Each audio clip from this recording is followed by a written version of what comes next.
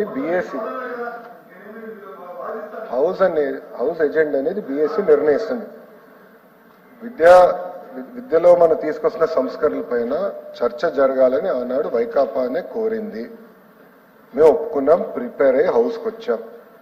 House chairman గారు చెప్పినట్టు నడుస్తుంది, ప్రతిపక్షంలో ఉన్న పార్టీ చెప్పినట్టు నడవదు. కావాల్సినప్పుడు డిబేట్ పెట్టండి. మాకు ఈరోజు మూడ్ బాగాలేదు, మేము బయట ఎక్కడికో వెళ్ళాలి, మాకు వేరే పనులు ఉన్నాయి, లేదా మాకు పార్టీ మీటింగ్ ఉంది, మేము వెళ్తాం, మీరు పోస్ట్పోన్ చేయాలనుకుంటే దానికోసం ఇక్కడ ప్రభుత్వం లేదు, గౌరవ చైర్మన్ గారు లేరు. దయచేసి ఇది ఆయన సీనియర్ నాయకుడు, ఎమ్మెల్యేగా అనేక సార్లు చేశారు, 3 సార్లు మంత్రిగా చేసిన వ్యక్తి.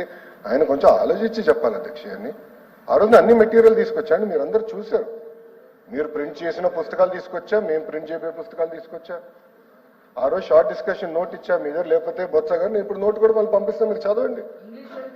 ఇంగ్లీష్లో ఇచ్చాను, తెలుగులో ఇచ్చాను, నోట్ ఇచ్చాను అధ్యక్ష. అధ్యక్ష ఈరోజు మనం క్వశ్చన్ అంటే మీరే మాకు చెప్పారు, మా సభ్యుడి నుంచి అన్ని మాడుతుంటే ప్రశ్న ఏంటి మంత్రి కానీ మీరు సూటిగా మమ్మల్ని అడిగారు. కానీ బొత్స గారు మొత్తం అన్ని మాట్లాడారు, అన్నిటికీ నేను వివరిస్తాను అధ్యక్ష. ఫస్ట్ మాడదాం.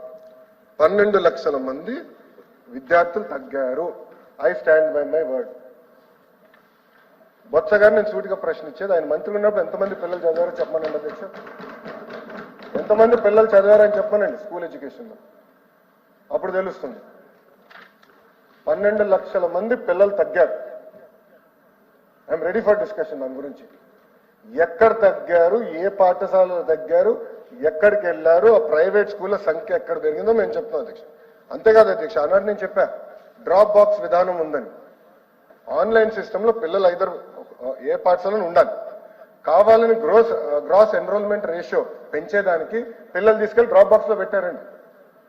1,00,000 మంది పిల్లలు 17 సంవత్సరాల కన్నా ఎక్కువ వయసు కలిగిన పిల్లలు స్కూల్ ఎడ్యుకేషన్ లో ఉన్నారని చెప్పారండి.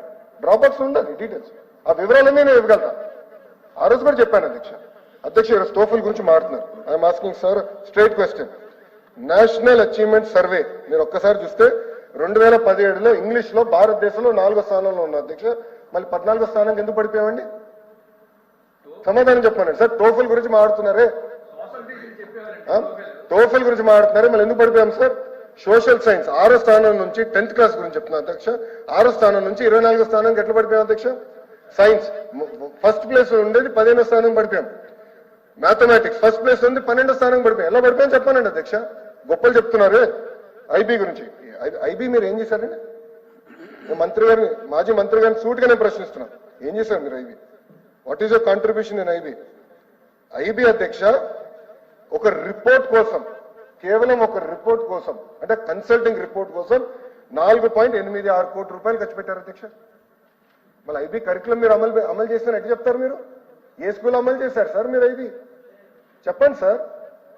ఏ స్కూల్, పలానా స్కూల్లో మేము ఐబీ తీసుకొచ్చాం అని చెప్పండి. ఒక్క స్కూల్లోనే చెప్పండి. ఒక రిపోర్ట్ కోసం మీరు 5 కోట్ల రూపాయలు ఖర్చు పెట్టారు. Next 10th class CBSE exam. Let us discuss అధ్యక్ష. సిబిఎస్ఈ ఆనాడు చెప్పాను అధ్యక్ష, సిబిఎస్ఈలో చదివిన వ్యక్తిని, భారతీయ విద్యాభవన్లో చదివాను. సిబిఎస్ఈ వస్తుందంటే పిల్లలు ప్రిపేర్ అవ్వాలి, యూనిట్ టెస్ట్ ఉండాలి, మనకి pre final, semifinals, pre finals, mock finals, అన్ని ప్రిపరేషన్ జరగాలి. జరగకుండా ఏకంగా పిల్లల్ని నెత్తే ఇబ్బంది పడతారని చెప్పాను. నేను మంత్రి అయిన తర్వాత నేను స్టడీ చేశాను. మాక్ టెస్ట్ నిర్వహిస్తే 90% మంది పిల్లలు ఒక సబ్జెక్ట్ కన్నా మినిమం 1 సబ్జెక్ట్ లో ఫెయిల్ అయ్యారు అధ్యక్ష. 90% మంది పిల్లలు. ఉపాధ్యాయుల్ని మీరు ట్రైన్ చేయరు, పిల్లల్ని మీరు ప్రిపేర్ చేయరు, ఏకంగా తీసుకెళ్లి ఎగ్జామ్ రాయించండి అంటే పొరపాటున ఆడపిల్లలు ఫెయిల్ అవుతే ఊరిలో ఏమవుతుంది అధ్యక్ష? సోషల్ ఇష్యూస్ వస్తాయి. చిన్న వయసులో పెళ్లి చేస్తారు, అది మీకు తెలీదా? మళ్ళీ ఎందుకు ప్రిపేర్ చేయాలా మీరు వ్యవస్థని? ఎందుకు టీచర్ని ప్రిపేర్ చేయలేదు? అలాంటి టైంకి మీరు సిబిఎస్ఈ ఫార్మ్ ఆఫ్ ఎగ్జామ్ తీసుకురావాలంటే ముందల నుంచే ఎగ్జామినేషన్ ప్యాటర్న్, ఎస్ఎస్సి ప్యాటర్న్ మనం మార్చాలి. ఎందుకు చేయలేదని అడుగుతున్నాం. మేము ఆపలేదు అధ్యక్ష. I have postponed the decision. నేను నిర్ణయాన్ని వెనక్కి తీసుకెళ్ళాం. మీరు దయచేసి చదవండి. నేను ఎక్కడ నిర్ణయాన్ని వెనక్కి, I said postpone it for 3 years. పిల్లల్ని ప్రిపేర్ చేద్దాం. పోటీ తత్వంలో పిల్లల్ని జాగ్రత్తగా ప్రిపేర్ చేద్దాం. మోడల్ ఆఫ్ ఎగ్జామినేషన్ మార్చడాన్ని నెక్స్ట్ ఇయర్ నుంచి అది మేము అమలు చేస్తున్నాం. అది ఇంకో పక్కన అధ్యక్ష టోఫల్కి అధ్యక్ష 60 కోట్ల రూపాయలు ఖర్చు పెట్టారు అధ్యక్ష.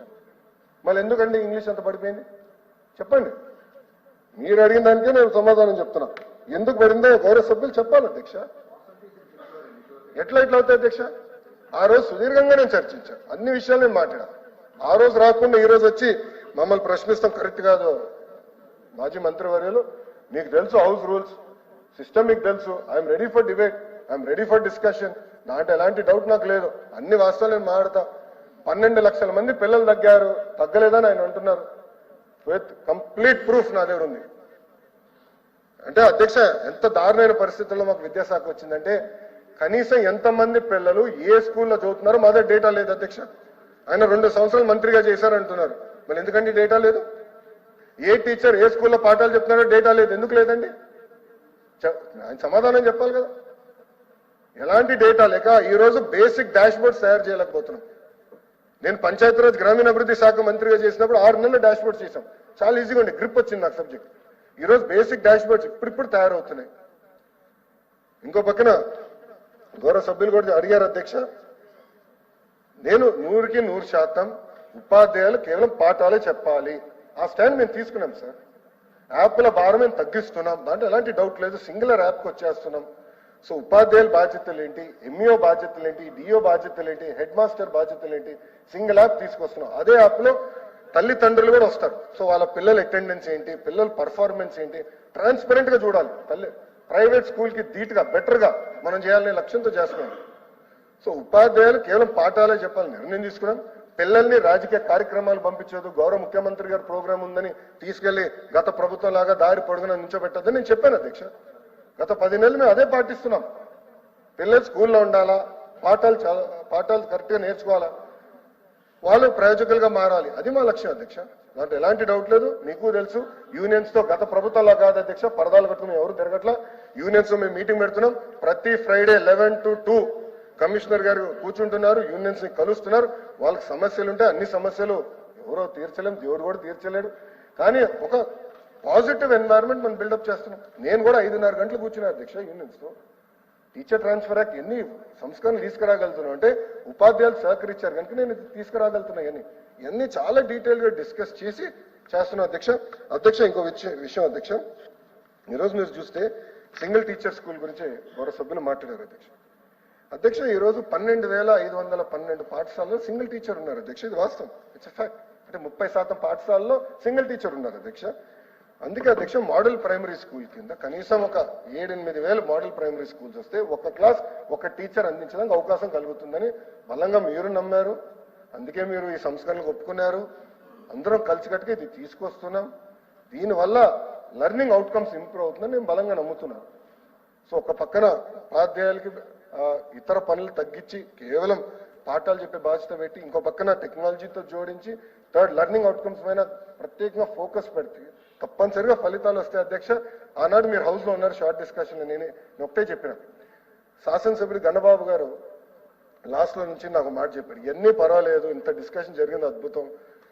ఏ రోజైతే తల్లిదండ్రులు వచ్చి ప్రభుత్వ పాఠశాలలో మా పిల్లలు చేర్చిన రికమెండేషన్ లెటర్ ఇవ్వండి అని అంటారో అప్పుడే ప్రభుత్వ పాఠశాల నాణ్యత పెరిగిందని మనం బలంగా నమ్మగలుగుతామని చెప్పారు.